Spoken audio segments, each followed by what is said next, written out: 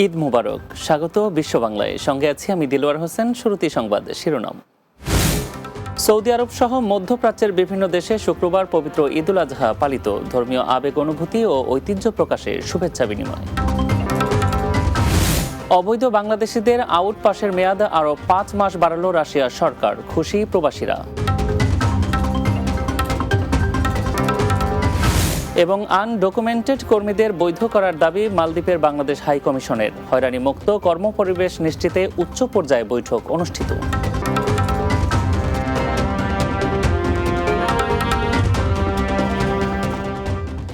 শুনছিলেন শিরোনাম, এবার বিস্তারিত। সৌদি আরবের সঙ্গে মিল রেখে মধ্যপ্রাচ্য সহ বেশ কয়েকটি দেশে শুক্রবার পবিত্র ঈদুল আজহা পালিত হয়েছে। ধর্মীয় আবেগ অনুভূতি ও ঐতিহ্যের অংশ হিসেবে সেখানে বসবাসরত প্রবাসী বাংলাদেশি মুসলিমরা ঈদ পালন করেন। ঈদের নামাজ শেষে একে অপরের সাথে শুভেচ্ছা বিনিময়ের পাশাপাশি সামর্থ্য অনুযায়ী করছেন পশু কোরবানিও। প্রতিনিধিদের পাঠানো তথ্যচিত্রে আরও জানাচ্ছেন সর্দার রাজীব। ত্যাগের মহিমা আর ধর্মীয় ভাবগাম্ভীর্যের মধ্য দিয়ে সৌদি আরবের জেদ্দায় পবিত্র ঈদুল আজহা উদযাপন করেছেন প্রবাসী বাংলাদেশি মুসলিমরা। জেদ্দা প্রতিনিধি সোহেল রানা জানান, দেশটিতে বৃহৎ ঈদুল আজহার জামাত অনুষ্ঠিত হয়েছে পবিত্র মক্কায়। সেখানে ঈদের জামাতের ইমামতি করেন শেখ মাহির আল মোয়াইকলি। এছাড়াও মদিনায় ঈদ জামাতের ইমামতি করেছেন শেখ সালাহ আল বুদাইর। নামাজ শেষে একে অপরের সাথে শুভেচ্ছা বিনিময় করেন প্রবাসীরা। আজকের এই পবিত্র ঈদের দিনে যে আমাদের দেশে এবং এখানে প্রবাসে আমরা যারা আছি সবার মাঝে একটা সৌহার্দ্যপূর্ণ পরিবেশ বজায় রাখে। এছাড়াও পবিত্র ঈদুল আজহা উদযাপন করেছেন আবহা প্রদেশে বসবাসরত প্রবাসী বাংলাদেশিরা। আবহা প্রতিনিধি এম ইব্রাহিম খলিল জানান, ফজরের নামাজের পর ঈদের জামাতে অংশ নিতে ঈদগাহ ও মসজিদে হাজির হন মুসল্লিরা। আবহার আল হাবিল মসজিদে ঈদের জামাত অনুষ্ঠিত হয় সকাল 5:45টায়। এতে বাংলাদেশি সহ বিভিন্ন দেশের ধর্মপ্রাণ মুসলমানেরা অংশগ্রহণ করেন। মুহূর্তে পবিত্র ঈদুল আজহার নামাজ শেষ করলাম। প্রিয়জনদেরকে খুব মিস করতে, প্রবাস থেকে সবাইকে ঈদ মোবারক। এদিকে ধর্মীয় ভাবগাম্ভীর্যের মধ্য দিয়ে মধ্যপ্রাচ্যের আরেক দেশ কাতারে উদযাপিত হয়েছে ঈদুল আজহা। কাতার প্রতিনিধি আকবর হোসেন বাচ্চু জানান, শুক্রবার স্থানীয় সময় ভোর 5টায় দেশটির 710টি ঈদগাহ ও মসজিদে একসাথে ঈদের জামাত অনুষ্ঠিত হয়। ঈদের প্রধান জামাত অনুষ্ঠিত হয় কাতারের দাপনা জাতীয় মসজিদে। আল ওয়াজবা পারিবারিক ঈদগাহে ঈদের নামাজ আদায় করেন দেশটির আমির শেখ তামিম বিন খলিফা আল থানি। এছাড়াও প্রতি বছরের মতো এবারও বাংলাদেশি কমিউনিটির জন্য আলাদা ঈদের জামাত আয়োজন করে দোহার বাংলাদেশি দূতাবাস। এতে উপস্থিত ছিলেন রাষ্ট্রদূত মোহাম্মদ নজরুল ইসলাম ও দূতাবাসের কাউন্সিলর সহ কমিউনিটির নেতৃবৃন্দ। এ সময় প্রবাসের মাটিতে এমন আয়োজনে ধন্যবাদ জানান আগত মুসল্লিরা। কমিউনিটির যারা কাতারে বসবাস করছেন, বিশেষ করে প্রায় 3,40,000 অধিবাসী, সবাইকে ঈদের শুভেচ্ছা জানাচ্ছি। ভালো লেগেছে, আসছি বাংলাদেশ কমিটির সাথে ঈদ করেছি, সবাইকে ঈদ মোবারক। বাংলাদেশ স্কুল মাঠে ঈদের নামাজ একসঙ্গে আদায় করেছি। বাংলাদেশ কমিউনিটি সহ বাংলাদেশ দূতাবাসের মান্যবর রাষ্ট্রদূত সহ এখানে উপস্থিত ছিলেন। অনেকটা বাংলাদেশির একটা ফ্লেভার অনুভব করলাম, তো সেখান থেকে আমাদের অনেকটা ভালো লেগেছে। এখানে একখণ্ড বাংলাদেশ মনে হচ্ছে। কাতার প্রবাসী ও কক্সবাজারবাসীর ঈদের শুভেচ্ছা। Sardar Rajib, Bangla TV news desk. ধর্মীয় ভাব গাম্ভীর্যের মধ্য দিয়ে মধ্যপ্রাচ্যের বিভিন্ন দেশের মতো কুয়েতেও ঈদুল আজহা পালন করছেন প্রায় 3 লাখ প্রবাসী বাংলাদেশি। কুয়েতের ইসলামিক প্রতিষ্ঠান আওকাফ পরিচালিত 3000-এর বেশি মসজিদের মধ্যে প্রায় 22টি মসজিদে ঈদের জামাতে বাংলা খুতবা পাঠ করা হয়। কুয়েত প্রতিনিধি আহা জুবেদের প্রতিবেদনে বিস্তারিত। শুক্রবার কুয়েতের বাংলাদেশি অধ্যুষিত হাসাবিয়া অঞ্চলের বড় মসজিদে প্রায় 35,000 প্রবাসীরা স্থানীয় সময় সকাল 5:03 পবিত্র ঈদুল আজহার নামাজ আদায় করেন। কুয়েতের সর্ববৃহৎ ঈদের জামাত দেশটির জাতীয় মসজিদ মসজিদ আল কাবিরে অনুষ্ঠিত হয়েছে। এর পাশাপাশি কুয়েতের রিগাই এলাকায় খোলা আকাশের নিচে স্থানীয় নাগরিক, প্রবাসী বাংলাদেশি সহ অন্যান্য দেশের প্রবাসীরাও ঈদের নামাজ আদায় করেন। نسأل الله سبحانه وتعالى أن لا يحرمنا أجر هذه الأيام المباركة من أعظم الأيام، ولا ينسى الإنسان أنه يعني يتواصل مع أخوانه وأصحابه وجيرانه ويصل الأرحام. هذه الأيام أيام مباركة، ونسأل الله سبحانه وتعالى أن يفرج عن إخواننا في فلسطين، في غزة، ولي ذلك والقادر عليه جزاكم الله خير আরব অঞ্চলে বরাবরই মসজিদে ঈদের নামাজ অনুষ্ঠিত হয়, তবে খোলা মাঠে ঈদের নামাজ আদায়কে ইসলামী ঐতিহ্য ও সুন্নাহ বলে মন্তব্য করেন কুয়েতের একজন স্থানীয় নাগরিক। Eid Mubarak to everybody and happy Eid for all Muslim world. I am here in Kuwait. I wish you all the best and this Eid. This Eid and all Eids actually, most of Muslims, they pray outside the mosque and some they are praying in the mosque. That's why, because at the time of Prophet Muhammad sallallahu alaihi wasallam, peace be upon him, the mosque was small. That's why could not accommodate all the Muslims at that time. So Prophet Muhammad said, "An Eid better to pray outside." So what do you think? Is it a sunnah? Yes, it is a sunnah. প্রবাসী বাংলাদেশিরা আপনজন ছেড়ে দূরদেশে ঈদ উদযাপন করছেন। ঈদের নামাজ শেষে তারা বলেন, দেশে থাকা আপনজনের কথা খুব মনে পড়ছে, পরিবারের সাথে ঈদ উদযাপন করলে ভালো হতো। আমরা কুয়েতের বড় মসজিদ, যেটা শেখের মসজিদ বলে, বন্ধু বান্ধব আত্মীয় স্বজন সবাই মিলে আসি, এখানে নামাজ আদায় করলাম একসাথে, খুব ভালোই লাগছে। পরিবার ছাড়াই তেমন একটা ভালো কাজ না প্রবাসীদের, এটা অনেক দুঃখের ব্যাপার। ফ্যামিলি বাইরে অনেক কষ্ট করতেছি। প্রবাসী আমার দ্বিতীয় ঈদ, পরিবার পরিজন ছাড়া তেমন ভালো যায় না, মোটামুটি তারপরে ভালো কাটছে। এদিকে ঈদের জামায়াতে দেশ, জাতি ও বিশ্ব মুসলিম উম্মার সুখ শান্তি, অগ্রগতি ও কল্যাণ কামনা করে কুয়েতের প্রতিটি মসজিদে দোয়া করা হয়। ত্যাগের মহিমার কথা স্মরণ করে সারা বিশ্বের মুসলিমরা জিলহজ মাসের 10 তারিখে আল্লাহর অনুগ্রহ লাভের প্রত্যাশায় পশু কুরবানি করে থাকেন। কুয়েতেও প্রবাসী বাংলাদেশিরা তাদের সাধ্যমতো দুম্বা ও গরু কুরবানি দিয়েছেন। আহজুবেদ, বাংলা টিভি, কুয়েত। অবৈধ প্রবাসী বাংলাদেশিদের জন্য সুখবর দিয়েছে রাশিয়ার সরকার। গত জানুয়ারি মাস থেকে 3 মাসের জন্য আউটপাস দেয় দেশটি। সম্প্রতি আরও 5 মাস বাড়িয়ে মোট 8 মাস সময় বেঁধে দিয়েছে রাশিয়া। দেশটিতে অবস্থানরত প্রবাসীরা বলছেন, কাগজপত্রহীন বাংলাদেশিরা এখন চাইলেই শুধু আউটপাস দেখিয়ে দেশে ফেরত যেতে পারবেন। রাশিয়ার প্রতিনিধি মোহাম্মদ আবু মুসার পাঠানো তথ্য ছবিতে আরও জানাচ্ছেন মাহমুদ রুবেল। পৃথিবীর বৃহত্তম দেশ হিসেবে পরিচিত রাশিয়া, দেশটির অভিবাসন খরচ কম হওয়া এবং ভালো বেতন হওয়ায় বর্তমানে বিপুল সংখ্যক বাংলাদেশি বসবাস করছেন দেশটিতে। আবার দেশটিতে অবৈধভাবেও কাজ করছেন অনেক বাংলাদেশি। 2025 সালের জানুয়ারি থেকে মার্চ পর্যন্ত অবৈধদের আউটপাস দেয় দেশটির সরকার। সম্প্রতি এই আউটপাস বাড়িয়ে আগামী 10 সেপ্টেম্বর করেছে।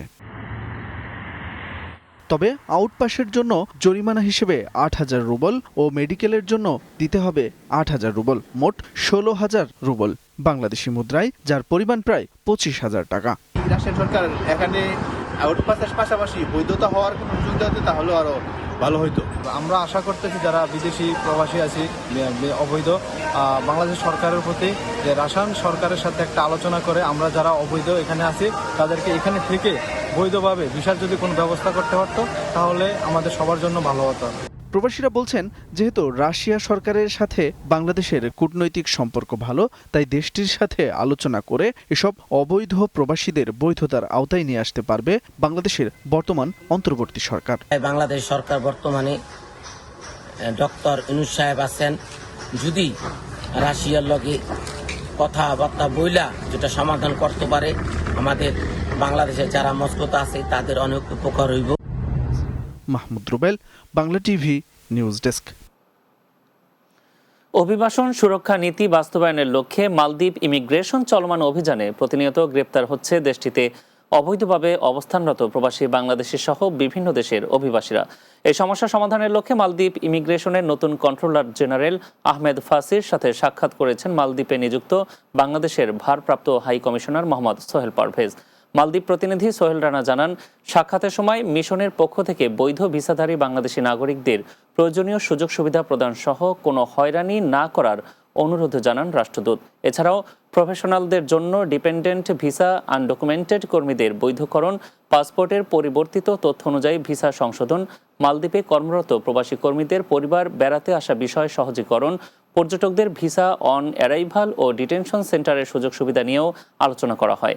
এ সময় উপস্থিত ছিলেন ইমিগ্রেশনের deputy chief immigration officer Ali Sunan এবং মিশনের কল্যাণ সহকারী জসিমউদ্দিন। বাংলাদেশের মহান স্বাধীনতা ও জাতীয় দিবস উপলক্ষে লেবাননে কূটনৈতিক অভ্যর্থনা অনুষ্ঠিত হয়েছে। বৈরুতস্থ বাংলাদেশ দূতাবাসের উদ্যোগে বুধবার স্থানীয় একটি 5 তারকা হোটেলে এ আয়োজন করা হয়। লেবানন থেকে বাবু সাহা জানান, অনুষ্ঠানে দেশটিতে নিযুক্ত 40টি দেশের রাষ্ট্রদূত, লেবানন সরকারের উচ্চ পর্যায়ের বিভিন্ন কর্মকর্তা, ব্যবসায়ী প্রতিনিধি ও স্থানীয় গণমাধ্যম কর্মী সহ কমিউনিটি নেতৃবৃন্দ অংশ নেন। শুরুতে রাষ্ট্রদূত মেজর জেনারেল মোহাম্মদ জুবায়ের সালেহিন এবং তার সহধর্মিণী অতিথিদের শুভেচ্ছা জানান। এতে প্রধান অতিথি ছিলেন লেবাননের পরিবেশ মন্ত্রী তামারা আল জেইন। এ সময় বাংলাদেশের অর্থনৈতিক উন্নয়নের চিত্র, বাংলাদেশে বিদেশি বাণিজ্য ও বিনিয়োগের অপার সম্ভাবনা সহ একাধিক প্রদর্শনী উপস্থাপন করা হয়। অনুষ্ঠানে উপস্থিত ছিলেন দূতাবাসের প্রথম সচিব ও দূতালয় প্রধান মোহাম্মদ আনোয়ার হোসেন সহ কর্মকর্তা কর্মচারীরা। 26শে মার্চে করার কথা ছিল, কিন্তু সে সময় রোজা চলছিল। লেবাননের ইন্টারনাল যুদ্ধ পরিস্থিতির কারণে এখানে করা সম্ভব হয় নাই। লেবানন এবং বাংলাদেশের ভিতরে একটা সুসম্পর্ক তৈরি করা এবং সুসম্পর্ক যেটা আছে সেটা আরও উন্নত করা। আজকের এই প্রোগ্রামটা আমাদের সেই সুযোগটা তৈরি করে দিয়েছে। কিভাবে আমরা এখানে আরও বাংলাদেশের বিজনেসম্যানদেরকে আনতে পারি, কিভাবে এখানে আমাদের কৃষ্টি কালচারকে আরও প্রসারিত করতে পারি। বিশ্ব বাংলা নিচ্ছি এবার ছোট একটা বিরতি। ফিরে আসার পর অন্যান্য সংবাদের সাথে আরও যা থাকছে।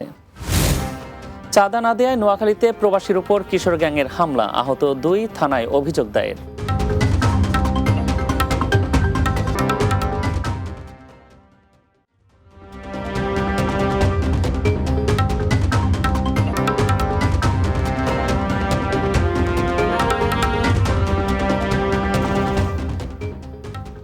বিরতির পর আরো একবার স্বাগত বিশ্ব বাংলায়।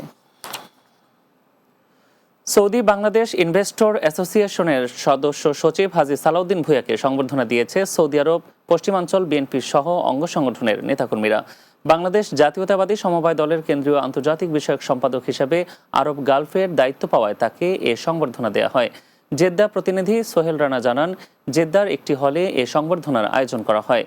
সৌদি বাংলাদেশ ইনভেস্টর অ্যাসোসিয়েশনের আহ্বায়ক আব্দুল মান্নানের সভাপতিত্বে অনুষ্ঠান পরিচালনা করেন পশ্চিমাঞ্চল যুবদলের সাধারণ সম্পাদক শেখ মোস্তাক আহমেদ। এতে প্রধান অতিথি ছিলেন সৌদি আরব পশ্চিমাঞ্চল বিএনপির সদস্য সচিব মীর মনিরুজ্জামান তপন। বিশেষ অতিথি ছিলেন কেফায়েতুল্লাহ চৌধুরী, গিয়াসউদ্দিন, ইঞ্জিনিয়ার নুরুল আমিন, টিপু সুলতান, আলমগীর হোসেন, রফিক চৌধুরী ও কামরুল ইসলাম। এ সময় উপস্থিত ছিলেন মোহাম্মদ স্বপন, আনোয়ার হোসেন রাজু ও মোস্তাফিজুর রহমান শিবলু সহ অন্যান্যরা। সৌদি আরবের জেদ্দায় সিলেট বিভাগীয় জাতীয়তাবাদী ঐক্য পরিষদের 9 সদস্যকে নিয়ে আংশিক কমিটি গঠন করা হয়েছে। জেদ্দা প্রতিনিধি সোহেল রানা জানান, সংগঠনের আহ্বায়ক টিপু সুলতানের সভাপতিত্বে এই আয়োজন করা হয়।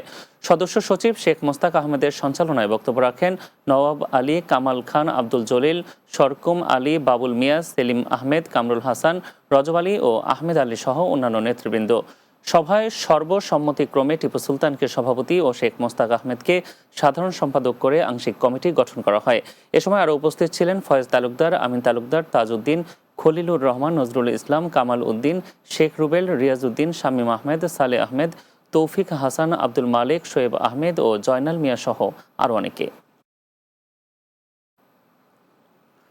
জার্মানিতে মহান মুক্তিযুদ্ধের অন্যতম সেক্টর কমান্ডার ও বিএনপির প্রতিষ্ঠাতা শহীদ প্রেসিডেন্ট জিয়াউর রহমানের 44তম শাহাদাত বার্ষিকী পালিত হয়েছে। জার্মানি প্রতিনিধি আশরাফুল হক আকাশ জানান, জার্মান বিএনপি ও অঙ্গ সংগঠনের উদ্যোগে রাজধানী বার্লিনের ওয়াইন স্ট্রাসের একটি মিলনায়তনে এ আয়োজন করা হয়। শুরুতে পবিত্র কোরআন তিলাওয়াত করেন বার্লিনের বাইতুল মোকাররম মসজিদের খতিব মাওলানা হেলাল উদ্দিন সিরাজি এবং দোয়া পরিচালনা করেন যুবদল নেতা আবু তাহের। অনুষ্ঠানে শহীদ প্রেসিডেন্ট জিয়াউর রহমানের উপর নির্মিত একটি তথ্যচিত্র প্রদর্শন করা হয়। এতে তুলে ধরা হয় তৎকালীন সময়ে দেশজুড়ে খালকাটা কর্মসূচি, সমবায় উদ্যোগ, মৎস্য সম্পদের উন্নয়ন, স্বনির্ভরতা অর্জন, সবুজ বিপ্লব, শিল্প উন্নয়ন এবং আধুনিক অর্থনৈতিক ব্যবস্থা প্রবর্তনে তার বিশেষ ভূমিকার চিত্র। এ সময় সাবেক প্রধানমন্ত্রী বেগম খালেদা জিয়ার সুস্বাস্থ্য কামনা সহ দেশ ও জাতির কল্যাণ কামনায় বিশেষ দোয়া মোনাজাত করা হয়। নোয়াখালীর বেগমগঞ্জে চাঁদা না দেয়ায় কিশোর গ্যাংয়ের হামলায় গুরুতর আহত হয়েছেন আনোয়ার হোসেন নামে এক দুবাই প্রবাসী সহ 2 জন।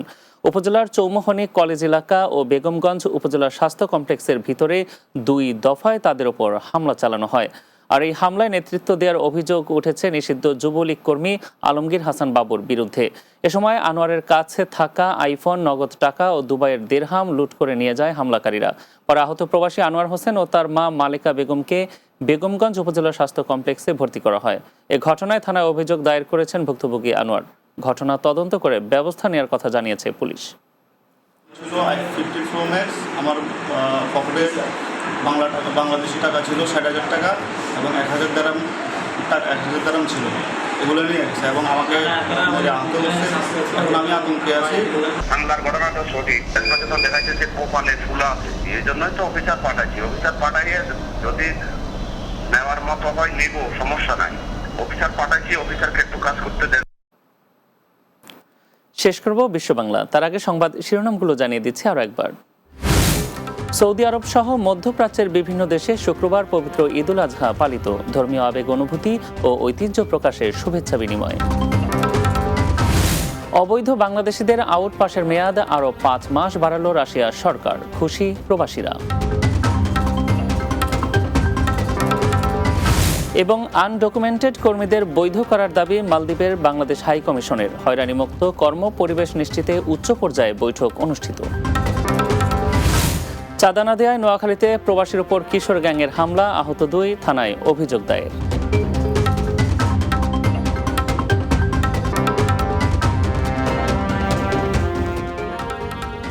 এই ছিল বিশ্ব বাংলায়। এতক্ষণ সঙ্গে থাকার জন্য ধন্যবাদ সবাইকে।